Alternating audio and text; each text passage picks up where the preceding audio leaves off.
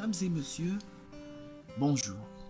Ravi de vous retrouver dans une nouvelle vidéo pour vous présenter l'ouvrage de Leonid Nikolaev intitulé Principes de la chimie physique des processus biologiques. Donc c'est un ouvrage de biophysique avancée et de physico-chimie biologique. Voilà donc l'ouvrage Principes de la chimie physique des processus biologiques de Leonid Nikolaev. C'est un ouvrage des éditions Mir de Moscou. Voilà, Principes de la chimie physique des processus biologiques. C'est un ouvrage fort instructif donc, sur les principes de la morphogénèse ainsi que sur la physico-chimie prébiotique, c'est-à-dire les conditions physico-chimiques où la vue où la vie est apparue. C'est donc l'introduction de l'ouvrage. Cet ouvrage donc est traduit en français donc par Edouard Bronina. Voilà l'ouvrage. Donc, il est composé de la première partie, le milieu dans lequel est apparue la vie, avec un chapitre 1 donc, qui traite les lois générales de l'équilibre thermodynamique, donc, dans le cadre de la thermodynamique classique, bien entendu.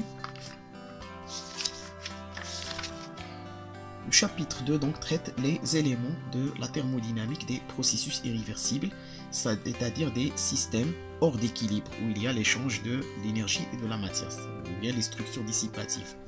Donc les remarques préliminaires, les phénomènes au sein donc, des flux, donc, le développement des équations fondamentales de la thermodynamique des processus irréversibles, ici, de la production d'entropie, et les lois phénoménologiques et le principe de symétrie bien sûr de Onsager.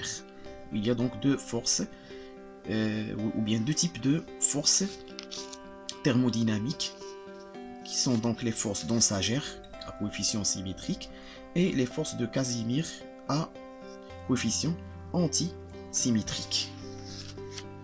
Le choix des flux et des forces, le théorème de Prigogine sur les structures dissipatives,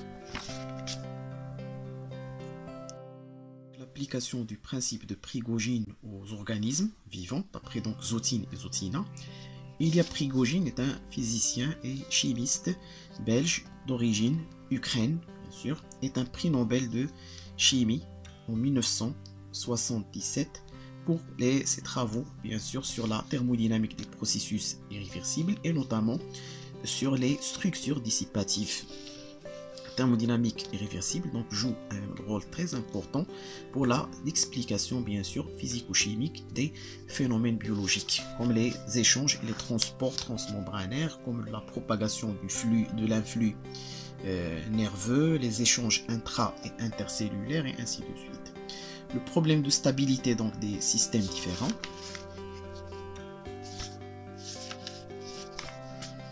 Donc, le chapitre 3 traite les principales notions de la thermodynamique statistique, donc l'analyse statistique des systèmes moléculaires.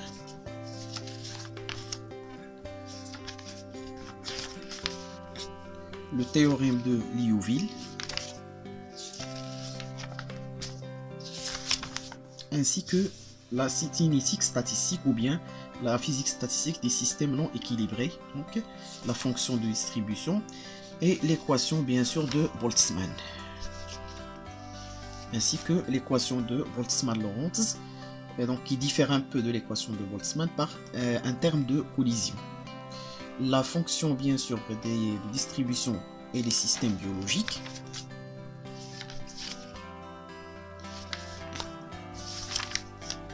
Chapitre 4, la théorie de la commande et le problème de la biogénèse. Donc les éléments de la théorie des systèmes physiques. Donc schéma d'un système à feedback, donc selon Grodin. C'est donc les systèmes à rétroaction, l'organisme du point de vue de la régulation. Ici donc une bibliographie, l'ouvrage donc contient une bibliographie très riche. Donc, chaque chapitre 27 à 30 références bibliographiques. La deuxième partie donc, fait l'objet des lois générales du système de l'interaction des organismes ou bien des systèmes organisés avec leur milieu.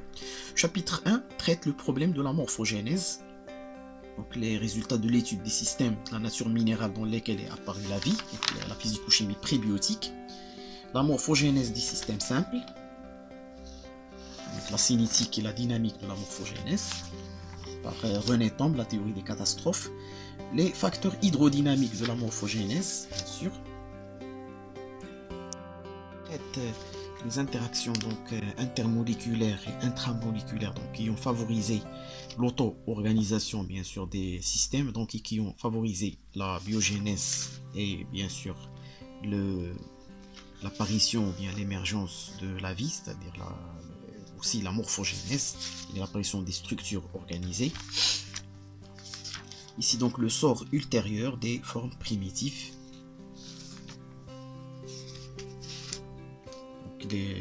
Comment donc les macromolécules donc ont adopté donc des structures et des stéréochimies bien déterminées à partir des pelotes statistiques, donc des structures hélicoïdales ou bien des structures en feuillet, les structures alpha et bêta et pi secondaires, ainsi que les structures R et T tertiaires et quaternaires, relâchées et contraintes.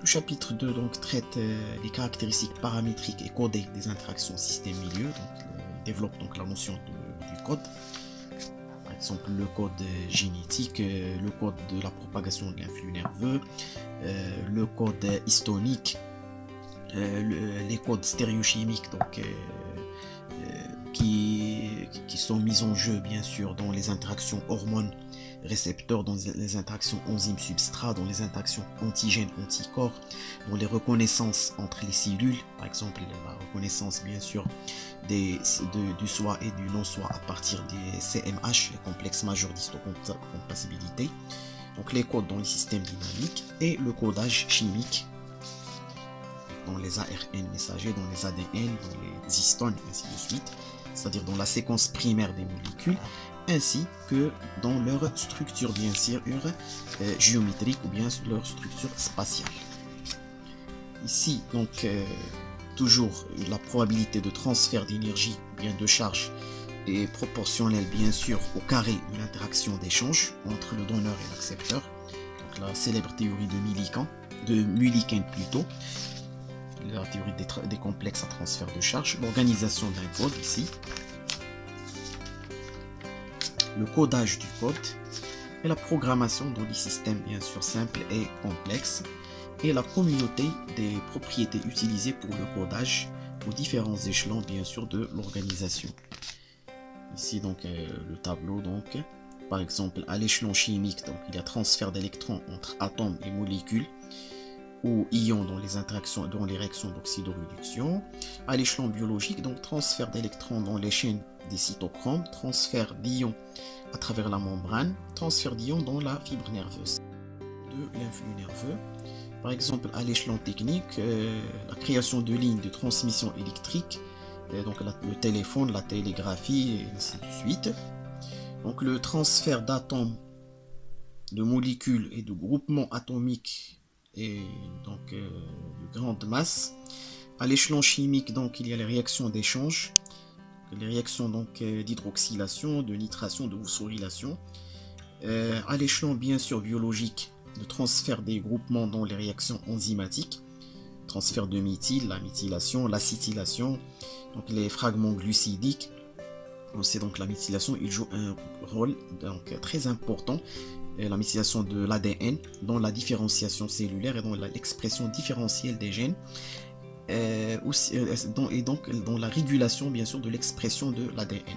Aussi la phosphorylation et des protéines, ainsi que l'acétylation bien sûr des histones, donc joue un rôle donc dans le déroulement de l'ADN. À l'échelon biologique ici, donc, on trouve les transferts d'acides aminés dans la synthèse des protéines, transfert d'ARN dans la cellule, transfert des ADN des virus, mouvement du protoplasme et transfert dans l'appareil de Golgi, transfert de l'oxygène par l'hémoglobine, transfert des hormones dans les organismes, transfert de gouttelettes de graisse dans l'organisme aussi, et le mouvement de l'eau, par exemple, dans les plantes. Et aussi donc les déformations mécaniques et les autres genres de mouvements, donc à l'échelon chimique, donc l'innervation des chaînes polymères, l'incurvation plutôt des chaînes polymères, la spiralisation et la formation des structures tertiaires et quaternaires, par exemple des protéines, mouvement des ribosomes, mouvement et déformation des groupes actifs des enzymes, mouvement des membranes, changement de forme des mitochondries, mouvement des chromosomes lors de la division cellulaire, mouvement des fibres musculaires, mouvement des parties du squelette.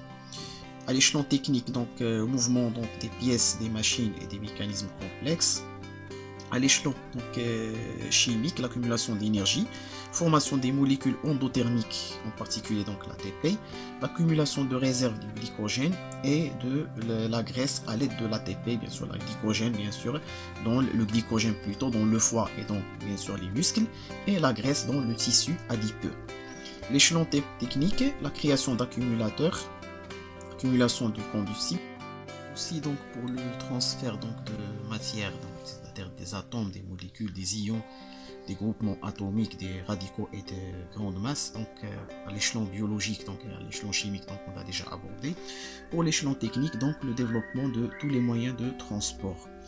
Donc et c'est pour cela donc il existe une branche de la physique informatique ou bien de la cyberphysique qui est la physique du trafic routier. Donc il modélise donc le transport routier et le trafic routier des véhicules par des modèles comme le modèle microscopique, le modèle mésoscopique et le modèle macroscopique. Le modèle microscopique il est basé sur donc, la mécanique analytique, le modèle macroscopique sur la mécanique des fluides et le modèle mésoscopique sur la thermodynamique et la cinétique statistique ou bien la physique statistique tout court. Aussi donc des modélisations donc, et des modèles qui sont valables pour les systèmes biologiques, les systèmes chimiques ainsi que le transport routier comme les réseaux de Petri, comme les automates cellulaires, comme les réseaux de neurones, et comme bien sûr les réseaux de neurones cellulaires et ainsi de suite. Donc pour le codage et par passage de l'état excité à l'état fondamental, donc à l'échelon chimique, donc l'émission d'une onde électromagnétique bien sûr dont la fréquence est déterminée par la relation de Planck, E égale h nu ou bien epsilon égale h nu. À l'échelon biologique, l'émanation donc de salve d'un flux par la cellule nerveuse excitée, la fréquence est d'autant plus grande que l'énergie d'excitation est plus élevée, donc selon la fameuse loi de Weber-Fechner. À l'échelon technique, donc la signalisation au moyen des successions codées d'impulsions lumineuses ou électriques, donc comme la signalisation du trafic routier. Aussi donc la signalisation, donc, on la trouve aussi dans les systèmes vivants, donc la signalisation hormonale, la signalisation neuronale, la signalisation par des médiateurs chimiques locaux et ainsi de suite. Donc la régulation à l'échelon chimique, donc la régulation des systèmes dynamiques de rétroaction, par exemple les cellules de Traube, la régulation de les systèmes donc, en équilibre conformément au principe de Châtelier. Pour la régulation biologique, donc la régulation de tous les processus biologiques d'après des mécanismes de type de rétroaction, feedback, au moyen donc de réseaux donc, nerveux, de réseaux hormonaux, ainsi que les réseaux bien sûr immunitaires et l'utilisation bien sûr des programmes comme le programme bien sûr génétique. À l'échelon technique, donc la commande et la régulation au moyen de mécanismes de rétroaction et de programmation, donc c'est la base de l'automatisme, la cybernétique. Donc les machines d'état et les automates d'état sont utilisés donc pour la modélisation des phénomènes biologiques comme donc l'ADN, donc on peut le modéliser avec un automate à 4 états. Le code génétique bien sûr inscrit dans l'ADN et transcrit en ARN de transfert donc peut être aussi modélisé par des automates à 3 états. Bien sûr les canaux ioniques et les pompes, donc l'ouverture, fermeture, activation, inactivation, par des pompes bien sûr, plutôt par des automates à bien sûr à 2 états. Aussi donc le couplage entre les canaux ioniques, fermeture, ouverture ou bien les pompes activation, inactivation ou bien un récepteur déformation de conformation, non-déformation de conformation, donc peut être traité comme des phénomènes quantiques à l'aide des automates cellulaires quantiques ou bien à l'aide des machines d'état quantiques. Si donc l'influence des liaisons codées sur les propriétés générales des systèmes, les codes et la théorie de l'information. Chapitre 3, donc les particularités des structures dynamiques, particularités thermodynamiques des structures dynamiques, les particularités cinétiques des structures dynamiques, bien sûr, et l'effet des actions codées. Okay. C'est donc l'aptitude des systèmes dynamiques à résister à des effets paramétriques, l'aptitude du système à capter les codes, donc c'est-à-dire capter les informations, les codes et les liaisons. Bien sûr, la référence bibliographique est très riche. La troisième partie donc traite les systèmes biologiques. Chapitre 1er, l'organisation et le codage, donc les conditions du maintien de l'organisation, l'apparition de l'organisation biologique, le codage chimique et l'évolution biologique, l'énergie d'activation et facteurs codés paramétriques, des molécules d'intérêt biologique, bien entendu. Chapitre 2, un développement des formes de commande codées des flux, bien sûr, d'énergie et de la synthèse chimique. Donc, des remarques générales sur l'apparition du phénomène de photosynthèse avant donc l'apparition, bien sûr, de la première cellule. Donc, c'est donc le phénomène donc le plus, ou bien l'exemple le plus efficace de la transmission, bien sûr, de flux lumineux en énergie chimique. Aussi donc l'apparition des premières molécules biologiques comme les acides aminés dans l'atmosphère à partir donc des gaz de l'atmosphère primitive, donc comme le méthane, le sulfure d'hydrogène, l'acide cyanhydrique, l'ammoniac et le CO2. Donc ici donc, les purines, les pyrimidines, les nucléotides et les acides nucléiques. Donc c'est la purine, ici c'est la pyrimidine. Donc quelques exemples de bases azotées, donc l'adénine, la guanine, l'acide uridylique, la cytosine C, la thymine et l'uracile. Ici donc les nucléosides ainsi que les nucléotides. Les particularités structurales de l'ATP.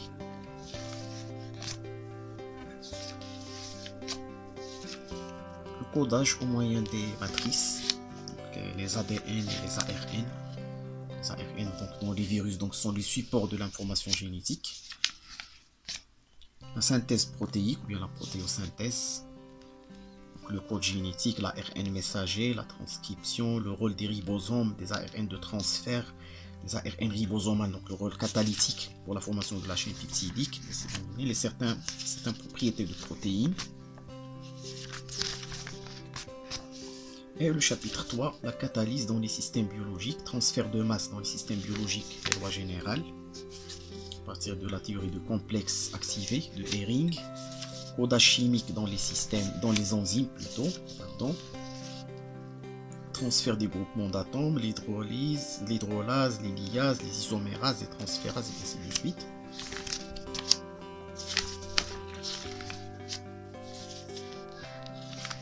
Coenzymes comme la biotine, comme la NAD, la nucléotide, et la nicotinamide adénosine diphosphate, la flavine adénosine diphosphate, la vitamine B1, B2 et ainsi de suite.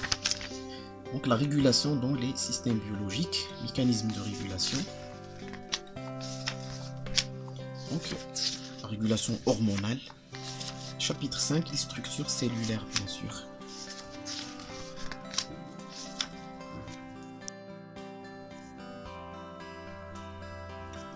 Donc les membranes biologiques ici.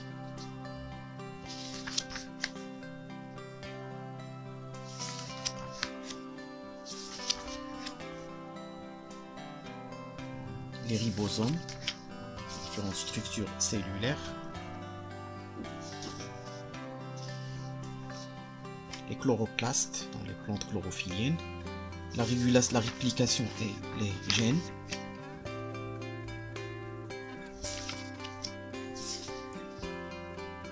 La différenciation cellulaire et les ensembles cellulaires, donc le problème de la morphogénèse.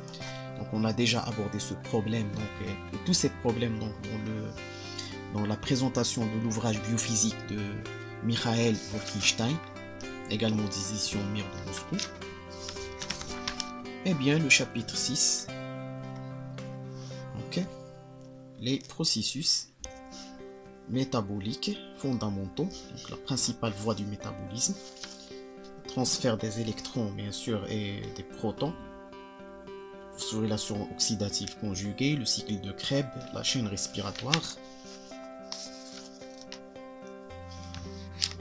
donc la photosynthèse, le cycle de Calvin, la photolyse de l'eau et ainsi de suite. Le chapitre 7, les mécanismes de commande codés supérieurs, donc l'importance de la nature des liaisons, la structure de la cellule nerveuse et bien sûr le cerveau. Donc nous arrivons à la fin de l'ouvrage, conclusion générale. Donc c'est un ouvrage fort intéressant que je vous le recommande vivement pour donc développer les connaissances de la chimie physique prébiotique, bien sûr la physico-chimie prébiotique, développée donc grâce aux travaux de Haldane, de Oparin, de Miller, de Urey, de Prigogine, de William et ainsi de suite de physiciens et de chimistes qui ont donc qui se sont intéressés de l'auto-organisation et de la morphogénèse. Merci de votre attention et je vous souhaite une très bonne journée et à bientôt.